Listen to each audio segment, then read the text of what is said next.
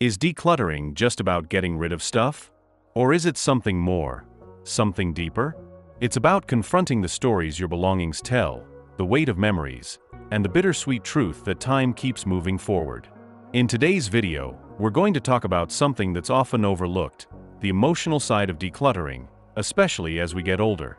It's more than just getting rid of stuff. It's about letting go of the past, processing complex emotions, and making room for joy and peace in the present. We'll explore the harsh truths about decluttering that no one wants to tell you, but you need to know so you can approach this process with compassion, intention, and ultimately success. We'll also provide practical strategies to help you navigate these challenges and create a home that truly supports your well-being. Let's explore the first truth: the emotional attachment is real, and it's okay. Every item you own is more than just an object. It's a symbol, a piece of your personal history, a tangible representation of experiences, memories, and even aspects of your identity. When you look around your home, you don't just see furniture, clothes, or keepsakes. You see the story of your life reflected in these objects. That's why decluttering in your later years isn't just about deciding what to keep and what to throw away. It's about facing the reality that certain chapters of your life are closing, and that's incredibly difficult. Think about the possessions you've accumulated over decades. The books on the shelf might remind you of the knowledge you once sought, the person you were when you first read them. The tools in the garage might tell the story of the projects you built, the things you fixed, the sense of confidence you once had. That old suit or dress you haven't worn in years might be tied to an important event, a wedding, a promotion, a celebration of who you were at that time. These objects don't just take up space, they hold emotional weight. The struggle with decluttering is not just about physical belongings, it's about identity.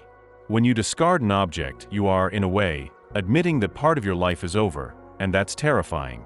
It's not just the item you're letting go of, it's the role you played, the version of yourself that once needed that object. Acknowledge these emotions. Don't judge yourself for feeling sentimental. Hold the object, reflect on the memory, and ask yourself, does this item bring me joy now? Does it serve a purpose in my life now? If not, it's okay to let go. Remember, decluttering isn't about erasing the past. It's about honoring it while making space for the present. The second truth: confronting the weight of the past and the fear of forgetting. Letting go of possessions isn't just a matter of deciding what you no longer need. It's an emotional battle, one that often comes with an overwhelming sense of guilt. Every item you consider discarding carries a story, some joyful, some painful, but all significant in their own way. When you pick up an old gift, a letter, or a treasured heirloom, it's not just an object in your hands. It's a connection to someone, a reminder of a promise, a symbol of a relationship that mattered.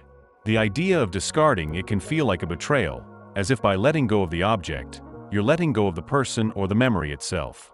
This is why so many people struggle to declutter, especially in later years.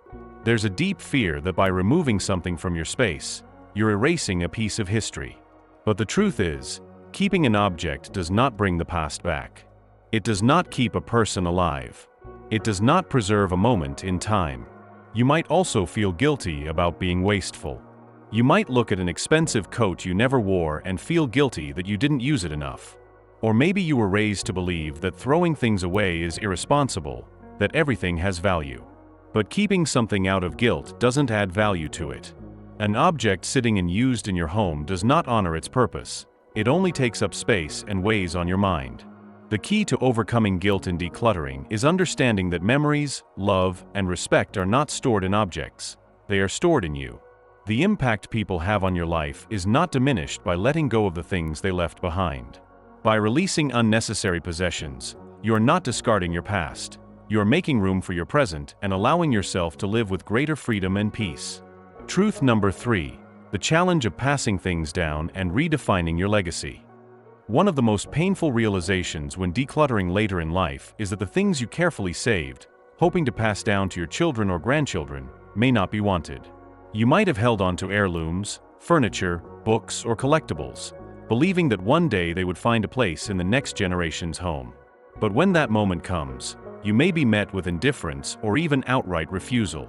The younger generation doesn't always share the same attachment to objects, and this can feel like a personal rejection. It's important to understand that this is not a reflection of your worth or the significance of your memories. Times change, and so do tastes, lifestyles, and values. Many younger people today prefer minimalism over sentimentality. They live in smaller spaces, move more frequently, and often choose functionality over nostalgia. This can be a deeply emotional experience. It might feel as though your history, your traditions, and even your identity are being dismissed. But clinging to the belief that your possessions must be cherished by the next generation can lead to unnecessary disappointment and frustration. The reality is that the true inheritance you leave behind is not in objects, but in the lessons you've taught, the love you've shared, and the wisdom you've imparted. Instead of holding on to things out of the hope that someone will want them later, consider having honest conversations with your family now. Ask what they truly value, and be prepared for answers that may surprise you. Memories and connections are more meaningful than any physical object. If certain items are unwanted, don't let that stop you from giving them a second life elsewhere. Many things can be donated, sold, or repurposed by someone who will genuinely appreciate them. It's far better to release them into the world where they can be used and loved, rather than keeping them stored away out of obligation. The fourth truth is about the physical and mental burden of clutter. The more you own, the harder life becomes. This is a truth that often goes unnoticed until the burden of possessions starts interfering with daily living. What once felt like a source of comfort eventually turns into an obstacle, both physically and mentally. The weight of clutter doesn't just take up space in your home, it takes up space in your mind. Every drawer filled with old papers, every closet packed with unused clothes, every shelf stacked with forgotten trinkets, all of it demands attention, even if only in the background. And over time, that accumulation leads to stress, exhaustion, and a sense of being trapped. A cluttered home makes even the simplest tasks more difficult. Looking for an important document becomes a frustrating search through piles of papers. Moving through a crowded hallway means carefully navigating around things that no longer serve a purpose.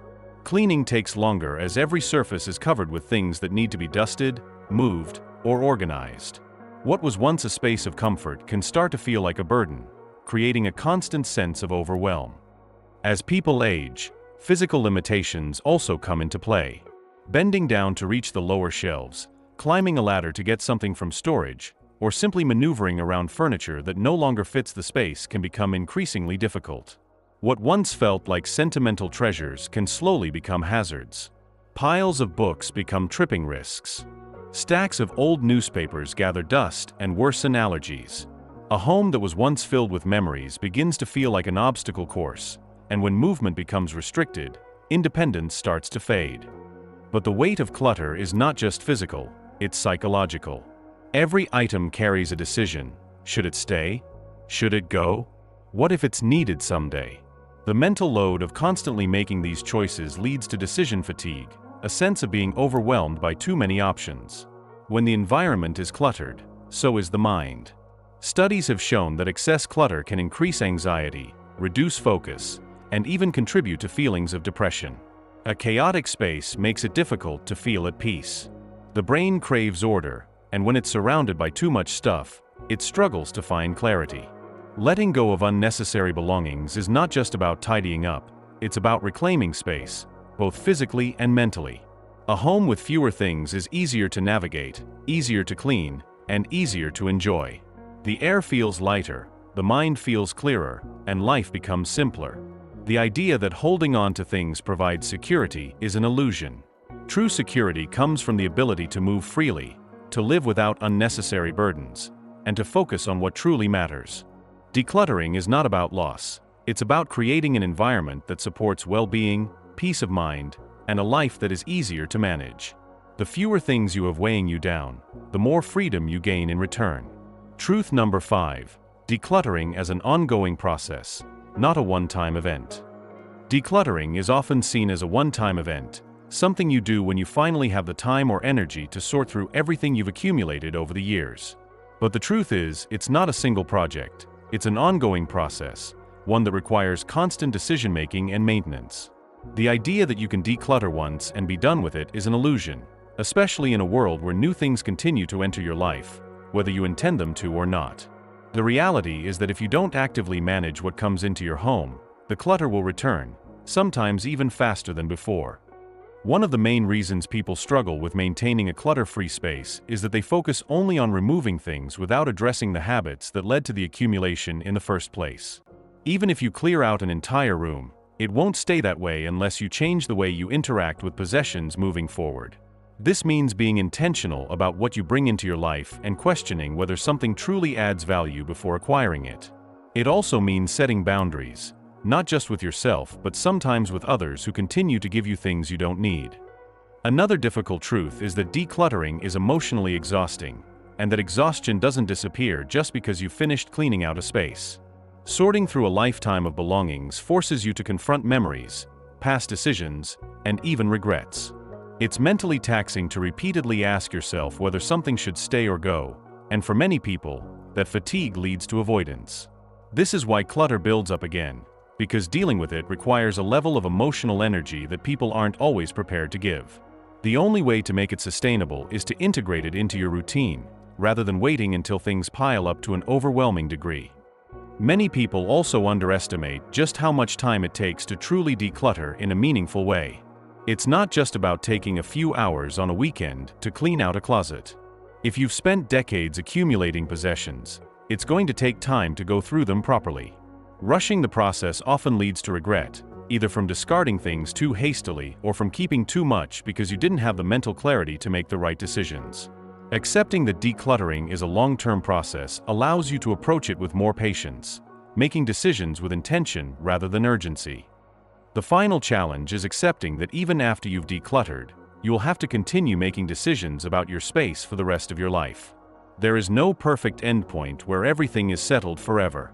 Instead of seeing decluttering as a finish line, it's better to see it as a way of living, one where you are constantly evaluating what truly matters, letting go of what doesn't, and creating an environment that supports the life you want to live.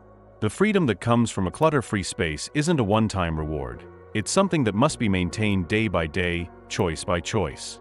Have you experienced any of these decluttering challenges? Share your thoughts and tips in the comments below. What strategies have you found helpful? So, let's recap. Decluttering is deeply emotional. It takes time and consistent effort. It requires setting boundaries. It's okay to ask for help, and ultimately, it's about creating the space for the life you want to live. Remember, your memories and value are within you, not in your possessions. Embrace this chapter as an opportunity to simplify, to let go, and to focus on what truly matters. Start small, be patient with yourself, and trust the process. If you found this video helpful, please subscribe for more content on aging gracefully and living a fulfilling life. Remember, you are worthy of a peaceful and joyful home. You've got this.